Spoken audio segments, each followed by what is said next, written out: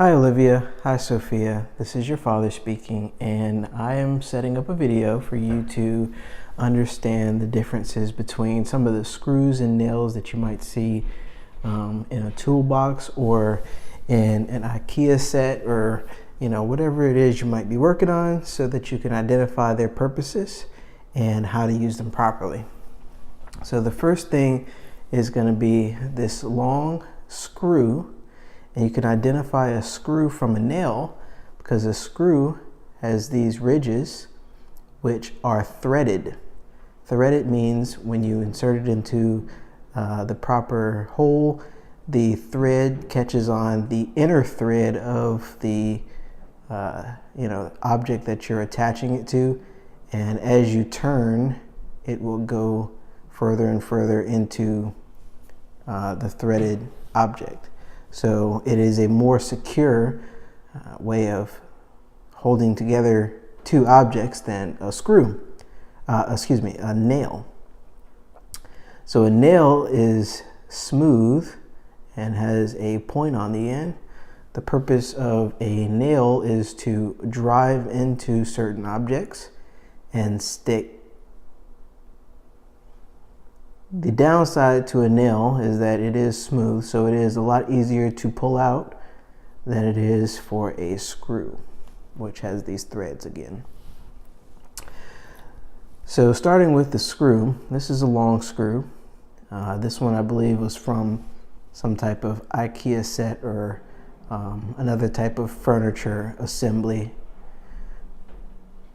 And you notice that on the top of the head, there is this cross-shaped indentation. This is called a Phillips head screw, as opposed to a slotted screw. I don't believe we have an example of a slotted screw, but the difference is that instead of having this cross-shaped indentation, a slotted screw would have a single long slot where a slot head screwdriver or flat head screwdriver would fit into that one slot. Now, this Phillips head screw is designed for a Phillips head screwdriver. So a Phillips head screwdriver is designed specifically to fit inside this particular type of indentation. So this is doesn't have a point on it. Most screws that need to be driven into wood or metal have a point on the end. This one does not have a point on the end, which would indicate that it was designed to be screwed into an object that had a pre-drilled, pre-tapped and threaded insertion point. So that means it did not need to create its own hole or insertion point as a pointed screw would. Next up is a different type of screw. It is a thicker thread. It does have a point on it, but it does not have a Phillips head or a flat head indentation in the top. This is what we call a hex or bolt. So this is a bolt type screw. This is designed to work with socket wrenches or open and boxed in wrenches. Don't worry about what those are right now. I'm probably going to do a separate video on the types of tools you would need to use in order to work on these types of screws and nails. So this is one it's got this kind of built-in washer around it, which is, we're going to get into washers in just a moment, but this is good because you don't have to have a separate washer like this. It has one that's kind of built onto the head. So yeah, this is particularly used for more heavy-duty applications. If you're joining two pieces of thick wood, you would use a screw of this magnitude. This is old, it's rusted, but I didn't have any others that would be a good example for this. But typically, you use this for heavy duty applications. This is a wooden dowel. It is used for joining two pieces of wood that don't need to have a permanent bond. So I believe this is from a IKEA assembly that we used to put together a bed or dresser or something like this. You would see these particularly in furniture installation assemblies where you have to put together the furniture themselves, and they're not delivered to you pre-assembled. This is a wood screw. I believe it's 1.25 inch wood screw. This is something that you would use to join two pieces of 2x4 or attach something to wood if you were assembling some type of wooden furniture, or if you were building something out of wood and you didn't want to use nails. There are thicker nails that you can use to join two pieces of wood or drywall to wood or whatever, but if you wanted a more permanent or more adhesive joining of two pieces of material, you would use this type of screw. It is a Phillips head screw. This is a thinner type of screw. It's typically used for joining really thin pieces of wood, not necessarily 2x4s, but maybe sheets of plywood or some type of thin 1/4 inch piece of wood, maybe some MDF, something like that. These are thinner because they can go in thinner types of material. The thinner it is, the less likely it will be for the wood to be damaged. Because the downside of using screws is that when you drive those into wood, if you're using a thin type of wood, you run the risk of it shearing or fracturing, breaking, crumbling, things like that, depending on the material that you use. So the thinner the screw is, you still get the benefit of a tighter bond, but you also have decreased chance of fracturing the type of material you're using. So the more coarse the thread is, the likely it will be to fracture.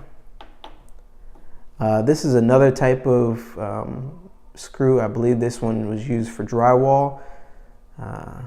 This is probably an inch in length. It's a Phillips head. It's a flat head, flat surface Phillips head. This is a rounded surface Phillips head. And this is an even smaller one. This one is used for joining extremely thin material to another piece of maybe thicker. Let's say you were joining a piece of plyboard to a piece of 2x4, something that didn't need to be extremely bonded together because they're not both two thick pieces of material. One may be thick and one may be thin. So different applications for those types of screws. This is also another type of joining set that would be common in furniture assembly. This is not sure exactly what it's called, but typically they come in pairs. So as many of these you would have as many of these. This has the Phillips style head where you would use a Phillips screwdriver to drive that in. So this would typically stick out of a piece of wood or whatever it is you're joining. There would be a hole on the other part where you would push this part in, And then once that's, excuse me, it would, let's see, yeah, it would fit like that. So once that's in there like that, so this would be here, it would be joined together, something like that. And then you use a screwdriver right here, and as you turn, it locks together so that doesn't come apart. So this is typically used in furniture applications. I think, again, this is from some type of furniture we got from IKEA. And like I said earlier, this is a washer. A washer is typically used in conjunction with a bolt. Like I said, this one has a washer kind of built into it already, but a bolt is any type of geometric fastener as opposed to a screw. A screw doesn't have, it's usually rounded on the heads. A geometric fastener usually has some type of hexagonal or octagonal. This is a, see, 1, 2, 3, 4, 5, 6. So hexagonal. So what you would do is, if it didn't have this built-in washer, you would slide the washer on the thread, and then you would screw the bolt in as you normally would. And the benefit of a washer is more security. It gives the head more surface area to grab onto, so it has less likely of a chance to go through the material that you're working with. So if you have more surface area, there's less chance of you to go through the material that you're working on. So if you have a washer on there, it decreases that chance of it going through the face of the material that you're working on. So that's a washer. This is also a washer. This is a square washer. These are used for different applications, most likely for smaller screws, where there would need to be 4 points. There are different applications you could use this for. I can't think of one off the top of my head, but if you needed to use a screw to join, let's say, a surface that you needed to have more stability, 4 points have more stability than a round surface. So just more anchor points there on a square one. All right, this is a small screw. This is a small screw. This was taken off of my truck. I have an aftermarket air filter box on there. And the plexiglass, which again, we'll get into material in a different video, but plexiglass is very delicate when it comes in contact with metal screws and fasteners. So this is a rubber, it's basically a washer. It could also be called a gasket.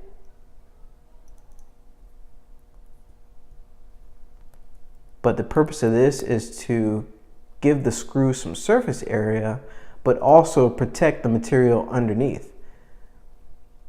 So this is kind of best of the both worlds type of thing. Okay, so now we'll move on to this bottom row where we have some nails and this funny looking thing. This is a hook that has a screw on the end. So most hooks come this way, where they would be screwed into a wall or a mantle or some other type of piece of wood, and you would typically hang a set of keys or something light on these, maybe an umbrella. This is a very small one, so you wouldn't be hanging anything too heavy like a backpack or anything like this. They do make a lot larger, a lot more variety type of hooks that would simply screw into piece of wood that would hold something as heavy as a mountain bike. We do have a couple of those here. Unfortunately, I didn't put one on this display, but maybe I'll do a separate video on those. Okay, so that should have really been up here, but I put it down there because it was kind of funny looking, right? All right, so these are two nails. They may look identical. They are very similar in length and width. The only difference is, I'm not sure if you can see this on the camera, but one has a slightly wider head, more surface area on the head. And then we could also put this one up against this one, which again has very similar length. These are all actually the same length, very same height, right? Very same width, but the heads are different. So if we go in order from largest to smallest, we've got the largest head here, the medium-sized head here, and the smallest head here. So the wider the head is, the more surface area it would cover. If you're trying to assemble something or join two pieces of material together, the wider the head, the better it is to prevent from penetrating the face of the material that you're working with. So this one is particularly used for hanging objects on. It shouldn't probably go into your material more than this. You can hang small speakers, which we've done in the living room. You'll probably see those as you get older, but hanging pictures on the wall is a really common application for these type of nails. Maybe oven mitts, pictures, like I said, any type of picture frame. All of these are pretty good for that, but if you have like a picture frame that has to grab onto something, the wider the head, the better. That way the picture frame won't fall off. If you try to put a picture frame on a head that's this thin, you run the risk of the frame just falling off all the time. So it's better to have one with a head that's a little bit thicker. So those are nails. Like I said, nails are have a flat surface, a smooth surface. They're really easy to go into wood and drywall and different type of applications like that. So moving on, now that I mentioned drywall, it's a great segue. This is a drywall anchor, and a drywall anchor is specifically designed to give you more security in the application of hanging items into drywall. Drywall is a very, very common building material in new houses. So most likely, most of the houses you'll see will have drywall. And the thing about drywall, it is so cheap, it is so durable as far as construction material, and it's so easy to install. So a lot of construction companies use drywall in every room, pretty much every room. So drywall will be everywhere. Drywall is compressed. I'm not even sure what the material is, but it's kind of like a powder, compressed powder into a sheet form. For a powder, it is durable. When I say it's very durable, I mean it's very durable for compressed powder. It's not as durable as wood, but for the economics of it, it's great in building houses, building garages, just about anything as a smooth surface. So drywall is used to cover, most of the time, wooden frames. So drywall is what you see, is what you paint, it's what you touch. It's in a room, it's the wall. For lack of a better term, the drywall is the wall that you see. So because it is compressed powder, it is delicate. So if you try to screw into drywall to hang a picture or to hang curtains or rods or something, it will get damaged. Drywall is great for nails.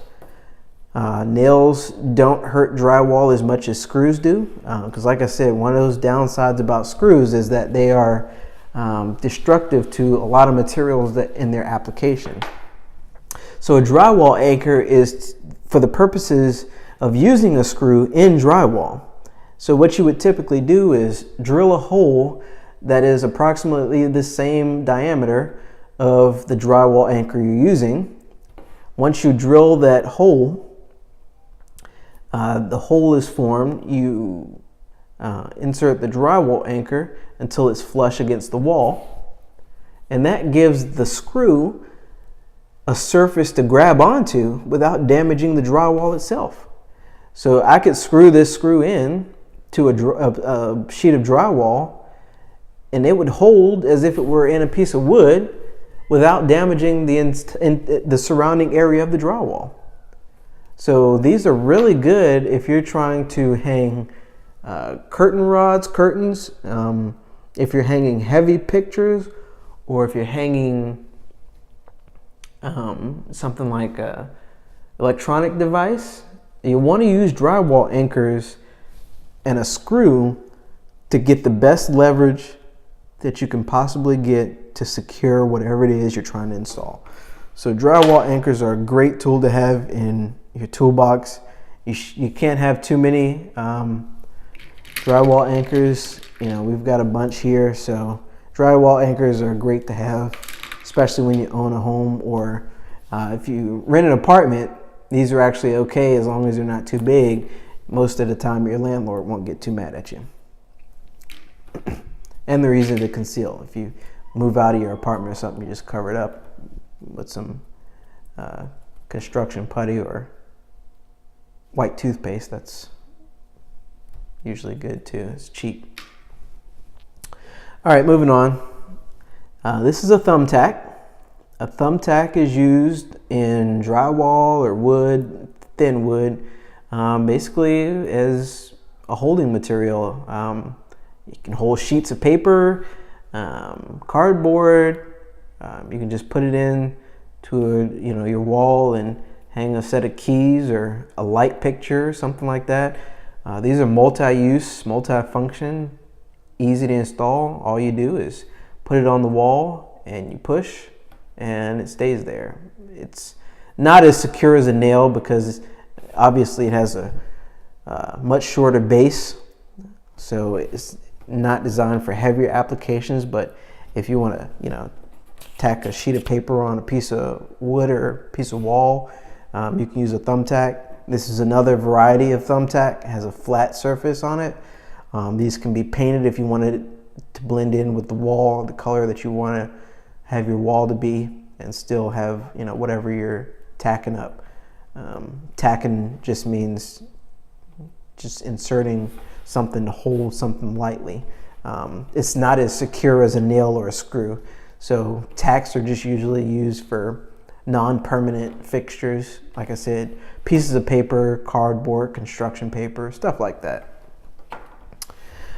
Okay, so that about wraps it up.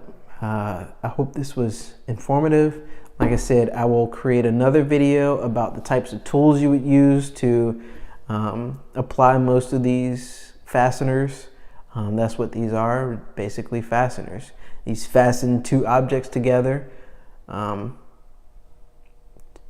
permanently or non-permanently. So depending on the application. All right, hope this was helpful. And again, we love you.